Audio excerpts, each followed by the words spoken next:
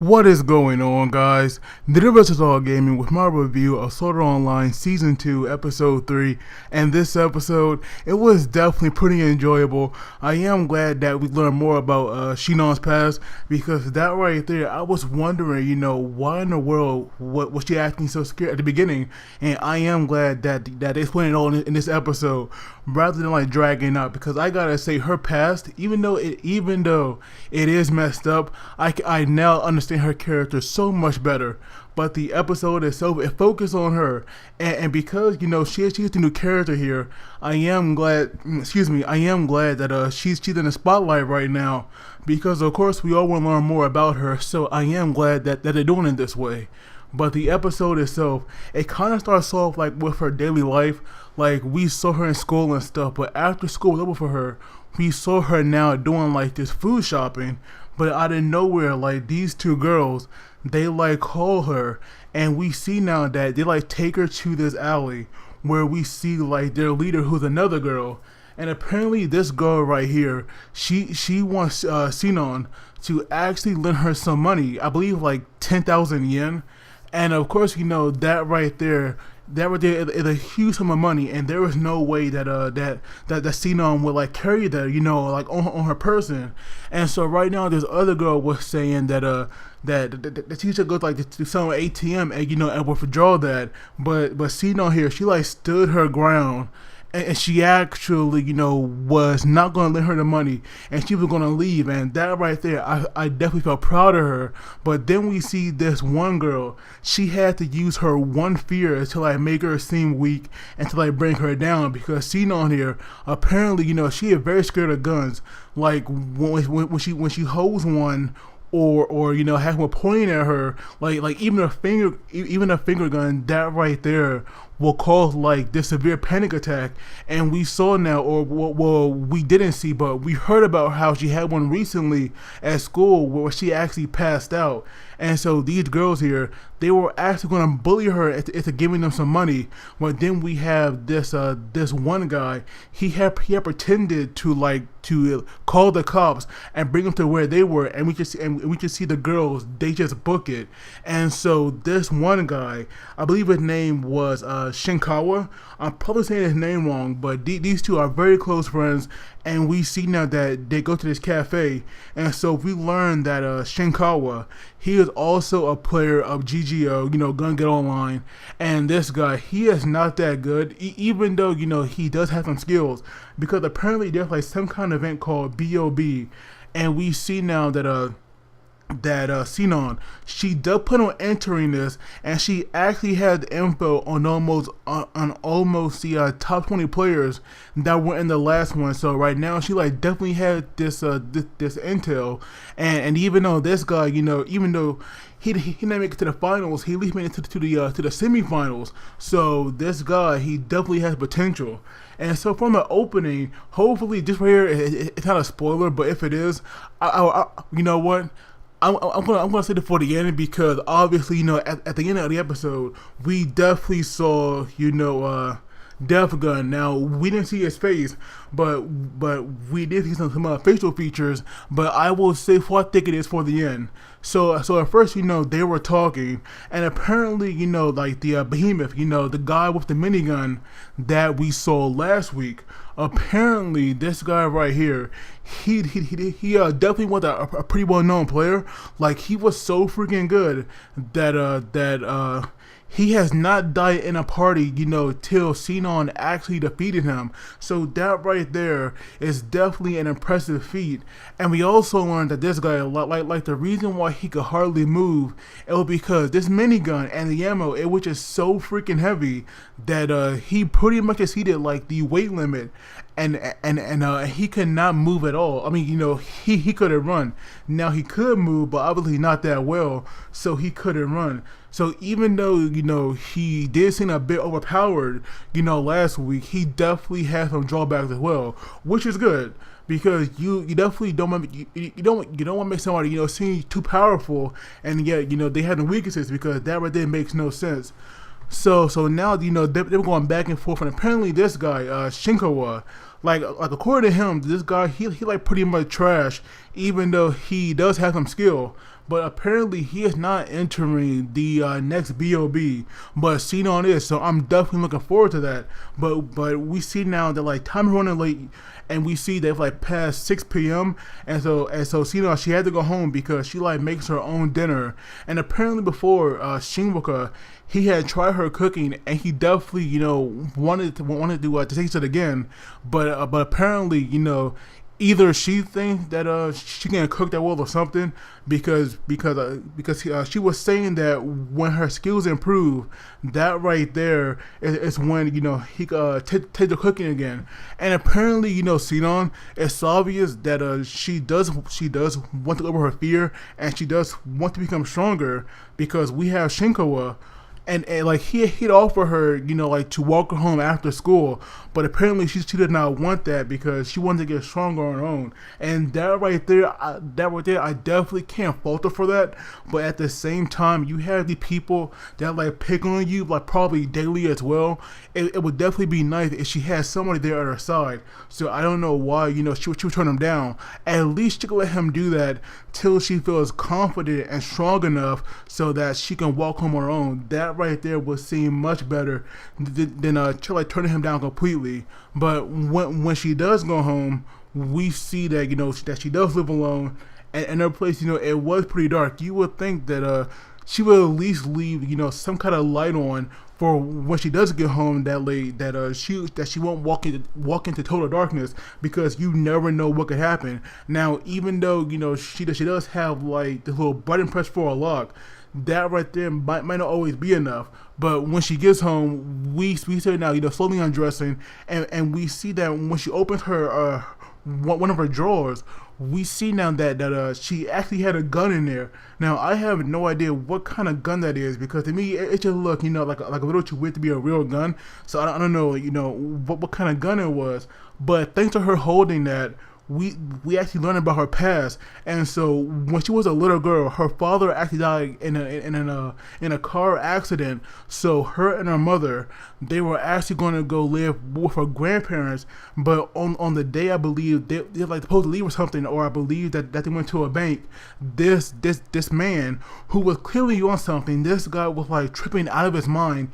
He had came in there, and he actually forced her mother to the ground, and we see now that he like pulled out a gun, and he told this man to like put all this money in the bag and not press the alarm button. And we see now that the guy, he was like handing her money, but he also pressed the button. So we just saw the guy shoot this man, and he like fell to the ground, because obviously he was dead, because I do believe that the guy shot him right in the heart.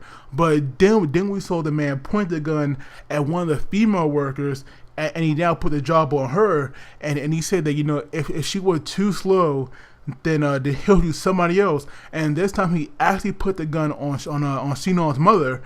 And so by her seeing that, even though she was so young, she had the courage to like actually try something, because we saw her run toward the man, and she actually bit his hand. But this guy, being so much stronger than her, he flung her into the wall. But by him doing that, not only did she let him go, not only did he let her go, but he also dropped his gun as well. And so now that they were like fighting for the gun, we saw Sinon. She was putting up a pretty good fight. And so she accidentally shot this guy. It was like right in the stomach, but this guy was like still going at it. And we see now that when he charged toward this like young girl again, she shot him once more. I believe that time, like it was in the shoulder. So you would think this guy would be done and out, because he'll be in so much pain. But you like saw him trying to get up, and this girl being so scared and so frightened, she shot him one more time, and this time it was a headshot. And that right there was crazy, because this young child just took someone's life. Because even though this guy was definitely on some kind of drug, there was no way that he would continue to move, having a bullet go through his brain. And you just see her hands covered in blood. The gun was covered in blood as well, and you just see like the pool of blood moving toward her. and now we have her freaking out, but her mother as well. She would also, like giving her daughter this like very scared look. And so when she finally came to, we saw her have this like very, very severe panic attack, and we just see she kind of having like this hallucination where she saw the man that she shot. And so now that she snapped out of it, we saw her having to puke. But when she had calmed down, you could just tell that like she was out of it, and she like definitely wants somebody to save her, because right now I'm pretty sure that she still feels trapped by her past. But it is interesting, how she had these attacks while she's in the real world, but playing this game where she's surrounded by all these guns and even using one, she does not have an attack at all. That right there is very interesting. And so now we go to Kirito, who finally tells Asunu about what he's going to do, and apparently he actually plans on converting, his character from LAO to GGO, and that right there is interesting, because you would think that he could just make a new character, but apparently by him doing this, by the time he come back to LAO, all of his items, and I believe that's as well, they will be reset. So it is weird, because this right here could be something that they could easily like just make a new account for. So I did find it a bit odd. Well, hey, he's gonna do what he's gonna do, but Asuna was just telling him to hurry up, because right now this is where their home is, because obviously only in this game does you pretty much exist. So right now Asuna wants him to hurry, but she also brought up a good point about how she does not trust that guy, like the man that is like working with Kirito on this, and for some reason I feel like she has the right not to really trust him. Now I don't know if this guy will be evil, but like something about him is like definitely off, and I do hope whatever it is, it will come into light and he will be exposed. But now we see Kirito, he actually goes to the place where he'll be entering the game from, and we see now that while he's walking and we hear his thoughts, he was saying that he believes, the whole thing about Death Gun is just not 99% just rumor, but it's like that 1% that had brought him here today and is making him go through with this. And so we see now that when he goes in there, apparently this nurse, it was like one of the nurses that had first took care of him when he woke up, and probably when he was like sleeping as well, when he was in the first game. And so this like nurse here, she is very hands on, because we saw her walk over to Kirito and she just took hold of his butt, and that right there was hilarious. That scene right there definitely made me laugh. But after everything, because apparently this woman, she does not know the man that Kirito worked with name. So she like called him Super Glass or something like that. And we see now that man actually left Kirito a letter. And the ending of that letter, talking about don't let his urges take over being around such a beautiful nurse. That right there was like also pretty funny.